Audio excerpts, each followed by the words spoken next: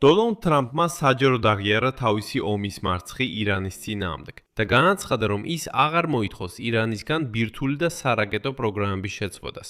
არგუმენტაცია რკინისებურად მტკიცია. ტრამპმა განაცხადა, რომ რეგიონში სხვა ქვეყნებსაც აქვთ ბალისტიკური რაკეტები და ატომური ელექტროსადგურები. ამიტომ ირანის სურვილებს ამ სფეროებში უნდა მიუდგეთ გარკვეული საღი აზრით. ტრამპმა პირდაპირ განაცხადა, რომ თუ სხვებს აქვთ ნებადართული გამდიდრებული ურანი და ბალისტიკური რაკეტები, რატომ არ შეიძლება ირანსაც ჰქონდეს? თუ საუდის არაბეთს აქვს დიდი მანძილის რაკეტები, რატომ უნდა მოეთხოვოს ირანს მათზე უარის თქმა? და აპოგიად, ტრამპი აღარ ითხოვს ირანისგან ახლო აღმოსავლეთში ტერორისტების მხარდაჭერაზე უარის თქმას. ამბობს, რომ ისინი არც ისეთი ტერორისტები არიან. ეს ჰამას, ჰეზბოლას და მათ ჰუსიტებს ეხება იემენში. წინა დღეს ტრამპმა ოფიციალურად და პომპეზურად მოაწერა ხელი ირანთან შეთანხმებას, რომელიც მის პირად სიცხულად იქცა. ყველაფერი, რასაც ტრამპი 2 კვირის განმავლობაში ფეიკებს უწოდებდა, სიმართლე აღმოჩნდა.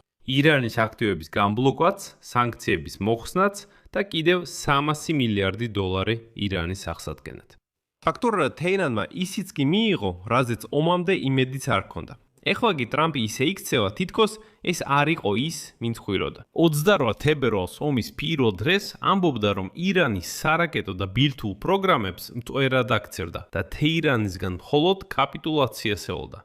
ამასობაში დღეს პირველი გემები მშვიდად არმუტის სრუტე გაიარეს, მაგრამ ასე დიდხანს არ გაგრძელდება. რადგან 60 დღის შემდეგ ტრამპმა ირანს მისცა ნებართვა, რომ თითოეული გემისგან აიღოს გადასახადი სრუტეში გავლისთვის. მე მქვია ალექსეი პეჩი, მოდით ერთად გამიხილოთ ეს თემა, მაგრამ სანამ დავითვრებთ, გთხოვთ გამოიწეროთ არხი. გამოიწერეთ არხი, დაალაიქეთ ეს გამოშვება და დაწერეთ ნებისმიერი კომენტარი ამ ვიდეოს ქვეშ. აშშ-მ ოფიციალურად გამოაქვეყნა ურთიერთგაგების მემორანდუმის ტექსტი ირანთან, რომელიც სიტყვასიტყვით იმეორებს იმ ტექსტს, რომელიც ირანელებმა 1 კვირით ადრე გამოაქვეყნეს. გახსენეთ, რომ მაშინ დონალდ ტრამპი გაბრაზებით ამტკიცებდა, რომ ეს იყო კალბი ამბები, რომ ყველაფერი, რასაც ჟურნალისტები ხვებიან, ტყუილია და 14 პუნქტიანი გეგმა საერთოდ არ არსებობს. ის იქაც კი ჟურნალისტებს მოუწოდებდა ბოდიში მოეხადათ ამ გეგმის გამოქვეყნების გამო და ამბობდა, რომ ყველა პუნქტი, რომელიც იქ არის აღწერილი, ძალიან შორს არის რეალობისგან. მაგრამ აღმოჩნდა, რომ ისინი სრულად იმეორებენ იმ ტექსტს, რომელიც ამერიკელებმა წინა დღეს გამოაქვეყნეს. უბრალოდ ერთ-ერთში. და აი 17 ივნისს, გვიან საღამოს, დონალდ ტრამპმა და ირანის პრეზიდენტმა მასუდ პიზეშკიანმა ხელი მოაწერეს ურთიერთგაგების მემორანდუმს ციფრული ხელმოწერებით. და ამ მომენტიდან შეთანხმება ძალას შევიდა. შეთანხმების პირობების მიხედვით, იდანი და აშშ-ო ყველა ფრონტზე წყვეტენ სამხედრო მოქმედებებს. მაგრამ ირანმა უკვე სხვათა შორის განაცხადა, რომ სანამ ისრაელი ლიბანიდან ყველა ჯარს არ გაიყვანს, ომს დასრულებულად არ მიიჩნევს. და მხარეები ხსნიან საზღვაო ბლოკადას სრუტეებსა და პორტებზე.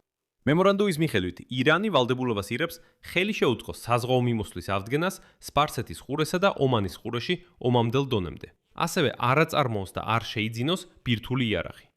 თეირანი ამ ტექსტის მიხედვით ასევე დათანხმდა მომავალში თავის ტერიტორიაზე გამდიდრებული ურანის მარაგების გამღარიბების პროცესის ჩატარებას მაგატეს ზედამხედველობით. და ამით მან დონალდ ტრამპს ცივი უარი უთხრა, რომელიც ყვიროდა, რომ ამერიკელები ამ ურანს თავისთვის დაიღებდნენ. ტრამპი ითხოვდა გამდიდრებული ურანის სხვა ქვეყნებში გატანას, მაგრამ ირანმა უბრალოდ უარი თქვა ამ წინადადებაზე და თქვა არა, მორჩა. გარდა ამისა, მემორანდუმში საუბარია $300 მილიარდიანი საინვესტიციო ფონდის შექმნაზე. $. დონალდ, ეს ყველაფერი ტყუილია. ფონდში მილიარდობით $. სასაცილოა, რომ დოკუმენტის ოფიციალურ გამოქვეყნებამდე სულ რამდენიმე საათით ადრე დონალდ ტრამპმა განაცხადა, რომ ეს ყველაფერი ტყუილია $300 მილიარდი ფონდზე. და აი ტექსტში, რომელსაც თეთრი სახლი ახვატნებს, შავით თეთრზე წერია, რომ ასეთი $300 მილიარდი ფონდი შეიქმნება მომდევნო 60 დღის განმავლობაში. ეს როგორ არის? როგორ მოგწონთ დონალდ ტრამპის მხარდამჭერები, რომლებიც ჩემს გამოშვებებზე კომენტარებში მოდიოდნენ და წერდნენ, პიჩი, რატო იტყუები $300 მილიარდზე? არავინ, დონალდ ტრამპი არასდროს გამოყოფს ირანისთვის თუნდაც 1 ცენტს. როგორია ეს? უკვე წაიგითხეთ სრული ტექსტი, რომელსაც ამერიკელები აქვეყნებენ. და როგორ მოგწონთ პუნქტი $300 მილიარდზე ირანის აღდგენისთვის. და ბოლოს ტრამპა კიდევ ერთხელ დაიმუქრა ომის განახლებით. ციტატა. თუ ისინი დაარღვევენ შეთანხმებას, ჩვენ მათ ჯანდაბამდე დავბომბავთ. არ მინდა რომ ეს მოხდეს, მინდა რომ მათ დაიცვან ეს შეთანხმება. იცით, ტრამპის ასეთი განცხადება ირანის დაბომბვით მუქარაზე უკვე სიცილს ან სულ მცირე დაცინვას იწვევს. აქ მე მხოლოდ ორი ვიდეო ფრაგმენტს მოგიყვანთ. პირველი ვიდეო 2026 წლის 28 თებერვალი.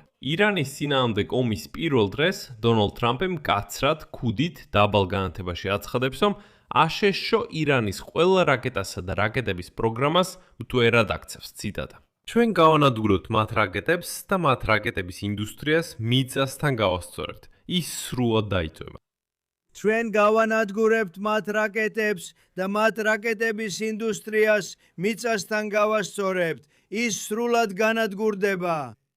აი უკვე 2026 წლის 17 ივნისს იგივე დონალდ ტრამპი სამართლიანად ამბობს, რომ თითქოს, სხვა ქვეყნებსაც აქვთ რაკეტები და ატომური ელექტროსადგურები. ამიტომ ირანის სრულებს ამ სფეროებში უნდა მიუდვიეთ საღიაზრიც.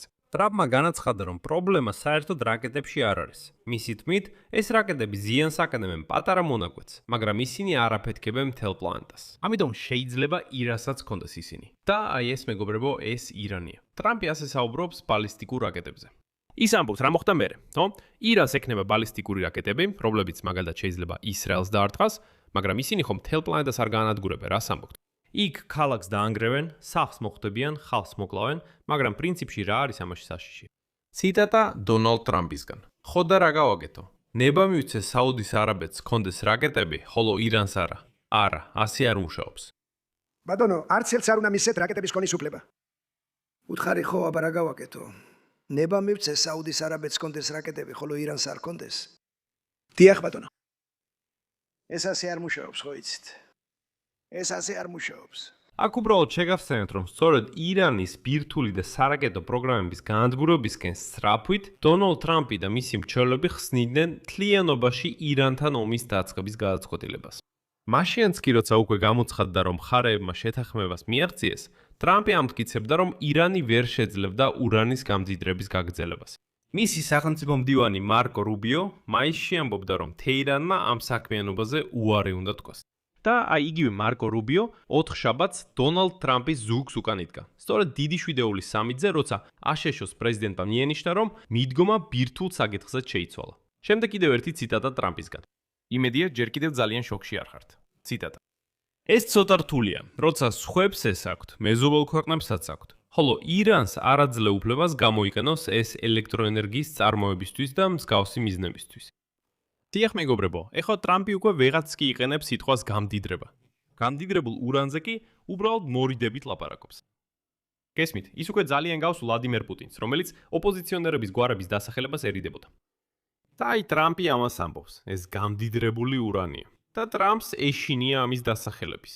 და ტრამპი ამბობს, მოისმინეთ. ბირთვული პროგრამები აქვთ მეზობლებს მთელ მსოფლიოში. ისინი არსებობს, მაგრამ ჩვენ ხომ ვერ აუგზავნთ ამას ირანს. მიუხედავად იმისა, რომ კიდევ ერთხელ შეგახსენეთ, ტრამპმა ეს ომი სწორედ იმისთვის დაიწყო, რომ ეს არ დაეშო და არ მიეცა ამის უფლება, ეხლა ის ამბობს, აბა რა გავაკეთო? შუკა, როგორ, აბა რა? ხო, მორჩა, ომი წავაგე, მაგრამ ხომ არ ვიტყვი, რომ წავაგე. მაგრამ ყველაზე ირონიული ისაა, რომ კონფლიქტის მოგვარების მემორანდუმი შეიცავს ბევრი საკითხს, რისთვისაც ტრამპი აკრიტიკებდა ბარაკ ობამას, რომელმაც 2015 წელს ირანთან ბირთვული პროგრამის კონტროლის საანაცვლოდ სანქციების შემსუბუქების შესახებ ხელშეკრულებას მოაწერა ხელი. ერთადერთი, ხაზგასმით ვამბობ, ერთადერთი დათმობა, რაზეც ირანი წავიდა, არის ის, რომ ირანი უბრალოდ კიდევ ერთხელ აცხადებს, აი ფიცით პირდება, რომ არასდროს აწარმოებს ბირთვულ იარაღს. ხოლო უკვე გამდიდრებული ურანის ბედი და სხვა საკითხები, რომლებიც ბირთვულ საქმიანობას უკავშირდება, საბოლოო შეთანხმებით დარეგულირდება, ხოლო მანამდე ირანი შეინარჩუნებს სტატუს quo-ს თავისი ბირთვული პროგრამის მიმართ. და დონალდ ტრამპმა უკვე განაცხადა, რომ ირანს თავის ბირთვულ პროგრამას დაუტოვებს. ანუ იყოს, სხვებსაც აქვთ და რატო უნდა აეკრძალოს ირანს. ისრაელისთვის ეს საერთოდ კატასტროფაა. სწორედ ირანის სარაკეტო პოტენციალის განადგურება იყო მთავარი მიზანი, რის გამოც ისრაელმა ეს ომი დაიწყო. იცით, როცა ტრამპი აცხადებს, რომ რაკეტებს მხოლოდ ერთი მიზნის განადგურება შეუძლიათ, ისინი ვერ განადგურებენ მთელ პლანეტას და ასე შემდეგ, ის ან საოცარ უცოდინობას ამჟღავნებს, ან ცდილობს საზოგადოებას აგრესიულად აურიოს გონება. უბრალოდ გასაგებად რო იყოს. ირანმა ისწავლა თვეში 300-მდე რაკეტის წარმოება, რის შედეგადაც მისი არსენალი 2026 წელს შეიძლება გაიზარდოს 6000 რაკეტამდე. და დაახლოებით 10,000 რაკეტა უკვე 2028 წლისთვის. 10,000 რაკეტა. ეხლა ყურადღება. ამ ომის დროს ირანმა ისრაელის მიმართულებით გაუშვა 550 რაკეტა. მათგან 90-ის ჩამოგდება მოხერხდა, მაგრამ მაინც დაიღუპა ათეულობით ადამიანი და ათასობით დაშორდა.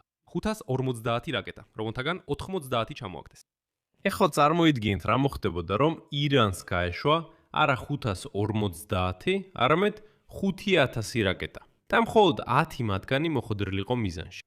ეს იქნებოდა ტრაგედია, მაგრამ ტრამპი ამ ტრაგედიაში, ამ ყველაფერში ტრაგედიას ვერ ხედავს. ის ამბობს, რა მოხდა, რაკეტა ის ხომ პირდაპირ პლანეტას არ გაანადგურებს, მაგრამ მოკლავს რაღაც რაოდენობის ხალხს, დაანგრევს სახლებს, კი, კატასტროფას გამოიწვევს, მაგრამ პლანეტა ხომ გადარჩება ამის შემდეგ. მე რა უნდა გავაკეთო? ირანს რაკეტების ფლობა აუკრძალო თუ რა? რაც შეეხება ირანის აქტივების განთავისუფლებას, ტრამპმა უბრალოდ თქვა და ახლა წკამებს ჩააჯიდეთ, ციტატა. მოусმინეთ, ეს ხომ ჩვენი ფული არ არის, ეს მათი ფულია და ჩვენ გავკინეთ ისინი. კარგო მომენტში. ფიქრო მოგვიწევს მათი დაბრუნება, იცით? თუ ჩვენ მათ არ დაუბრუნებთ, აღარავინ აღარაზოსოს ჩადებს დოლარში. უბრალოდ შეგახსენებთ, როგორ აკრიტიკებდა იგივე ტრამპი ბარაკ ობამას ირანის აქტივების ასეთივე განთავისუფლებისთვის. აცხადებდა, რომ ტერორისტებისთვის ფულის გადაცემა არ შეიძლება. თუმცა, დიახ, ტრამპისთვის თეირანის რეჟიმი აღარ არის ტერორისტები, არამედ კარგი დიპლომატები, რომლებიც უბრალოდ საკუთარ ქვეყანაზე ზრუნავენ. ეს ჩემი მოგონილი არ არის. ესეც მან განაცხადა G7-ის სამიტის კულუარებში. და ბოლოს შეურაცხყოფა არა მხოლოდ ტრამპის, არამედ მთლიანად ამერიკის მისამართით. შეთანხმების კომენტირებისას თეირანის მთავარი მომლაპარაკებელი მოჰამად ბაგირ ღალიბაფი განაცხადა, ციტატა. ყველაფერი, რასაც სამხედრო მოქმედებებით ცდილობდით მიღწევას, ამ მოლაპარაკებების შედეგად რამდენჯერმე მეტი მივიღეთ. ამის შედარებაც კი არ შეიძლება. ეს უზარმაზარი წარმატებაა. იცით, ირანელ ჩინოვნიკთან აქ რთულია კამათი. რთულია მისი განცხადების უარყოფა. იმიტომ რომ მართლაც ირანს ფაქტობრივად არც კი დასჭირდა ამის სამხედრო გზით მიღწევა. საჭირო იყო უბრალოდ ამერიკელებისთვის სილა გაეცნა. და დონალდ ტრამპმა უკან დაიხია. ვერაფერი გააკეთა და ირანს აბსოლუტურად ყველა დათმობაზე წავიდა. გაიხსენეთ ახლა რა ითხოვდა ირანი მარტში, აპრილში. მან ეს ყველაფერი მიიღო. მან ეს ყველაფერი მოლაპარაკებებზე მიიღო. ყველაზე მთავარი ისაა, რომ ურთიერთგაგების მემორანდუმში, ამერიკულ ვერსიაში, მკაფიოდ წერია, რომ ჰორმუზის სრუტე მხოლოდ 60 დღის განმავლობაში იქნება ღია გადასახადის გარეშე. ამის შემდეგ დონალდ ტრამპი ამბობს. ხო, ნება მივცეთ ირანს აიღოს გადასახადი გევების გავლისთვის. გონია, რომ ირანი ესეთი ძლიერი პოზიციაში არასდროს ყოფილა. 1969 წლის რევოლუციის შემდეგ. აი ესეთი გამარჯვებული და მშვიდობის ყოფილი აღმოჩნდა დონალდ ტრამპი. აქ მრავალ წერტილს დავსვა. თქვენი აზრი და დასკვნები კომენტარებში დაწევეთ ამ გამოშვების ქვეშ. გამოიწერეთ არხი, დააწკაპუნეთ ზარზე და არ დაგაუწყდეთ ლაიკის დაჭერა. თუ გსურთ ამ YouTube არხის მუშაობის მხარდაჭერა, ამას ფინანსურად შეძლებთ ნებისმიერი დონატის საშუალებით. ბმულებზე და რეკვიზიტებზე, რომლებიც მითითებულია ამ ვიდეოს აღწერაში. ამით დასრულდა. იზრუნეთ საკუთარ თავზე. ყველას დროებით.